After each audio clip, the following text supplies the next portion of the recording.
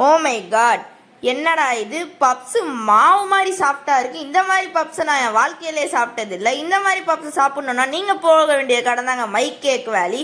இந்த கடை வந்து பார்த்தீங்கன்னா ஜிஎஸ்டி ஃபுட் ஸ்ட்ரீட்டில் தான் இருக்குது. அங்கே போன உடனே அங்கே கேக்கு, மூஸு, டோனட்ஸ்ன்னு சொல்லி நிறைய அடுக்கி வச்சுருந்தாங்க. இன்னொரு பக்கத்தில் வந்து பப்ஸு, ரோலு, சாண்ட்விட்ச்லாம் வந்து அடுக்கி வச்சுருந்தாங்க.